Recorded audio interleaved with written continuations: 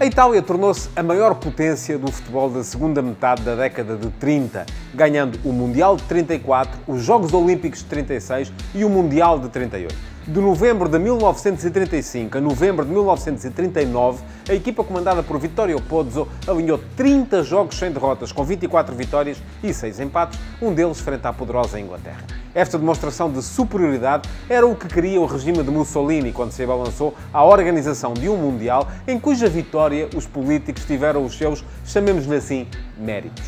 O Mundial de 34 foi jogado em ambiente de fervor nacionalista, com o próprio Mussolini a assistir aos jogos da seleção italiana rodeado dos seus camisas negras e gritos de Duce a irromperem do nada vindos das bancadas. Mas os italianos tiveram as suas dificuldades. Não a abrir com os Estados Unidos, que golearam por 7-1, mas logo depois, nos 4 desafios que tiveram de fazer até erguerem a taça. Todos eles foram rodeados de circunstâncias especiais. A Espanha só foi afastada após 210 minutos, ao segundo jogo, no qual, estranhamente, García de Salazar abdicou de Zamora, entregando as redes a Nogués. Rezam as crónicas que o golo da vitória italiano foi precedido de falta e a arbitragem teria sido de tal forma caseira, incluindo a anulação de 2 golos aos espanhóis, que a Federação Suíça nem esperou pelo final do Mundial e suspendeu imediatamente o seu juiz René Mercier.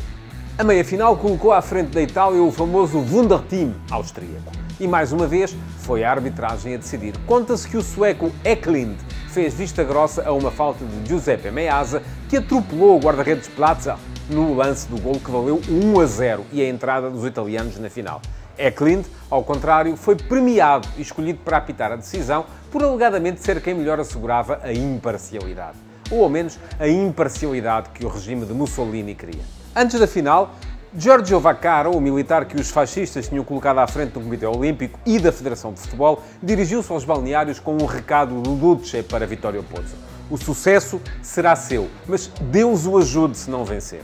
A Itália ganhou por 2-1 após prolongamento, quando se calhar ainda não era a equipa mais forte do mundo, que veio a ser nos anos que se seguiram até à Segunda Grande Guerra. Excluindo os britânicos, como é evidente, que esses ainda não se dignavam a competir com seleções inferiores. O sucesso nos Jogos Olímpicos de 1936 foi tolerado pelos nazis, até pela relação política que as duas nações mantinham, e já mostrava uma Itália mais forte do que a concorrência, como veio a suceder em 1938, no Mundial jogado em França. Ali, entre a animosidade dos franceses ao regime fascista e o antagonismo dos exilados políticos que enchiam os estádios onde ela jogava, a Squadra Azzurra enfrentou um ambiente hostil que se notou, por exemplo, logo na primeira partida, em Marselha.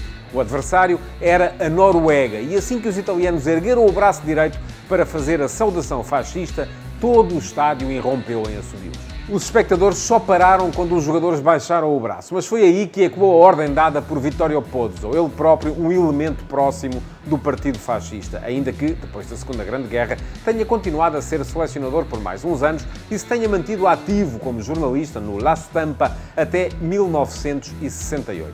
Equipa pronta! Saudação! Gritou, confirmando o regime quase militar que instaurara na seleção e que dava frutos na disciplina em campo.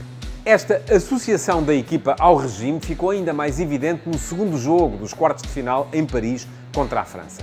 Como ambas as seleções jogavam de azul, foi preciso tirar à sorte quem mudava de equipamento. A Itália perdeu o sorteio, mas em vez de entrar com o seu segundo equipamento, de camisola branca, fê-lo toda de negro, com o fascio litório bem junto ao coração. A equipa de Pozzo era já uma extensão dos famosos camisas negras que suportavam a ditadura de Mussolini.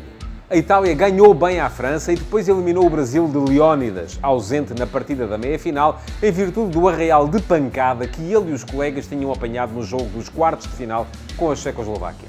Na final, os italianos tinham pela frente a forte Hungria, que mesmo assim bateram, sem grandes dificuldades, por 4-2. Estava assegurada a manutenção de Jules Rimet em mãos italianas. A Itália seria a mais longa campeã do mundo da história. Ganhou o título em 1934 e só viria a abdicar dele em 1950, 16 anos depois, porque 14 meses depois da revalidação do troféu, as tropas alemãs estavam a dar início à Segunda Grande Guerra na Europa, invadindo a Polónia. Mas de 1950 falaremos amanhã, quando o Mundial voltar ao bar.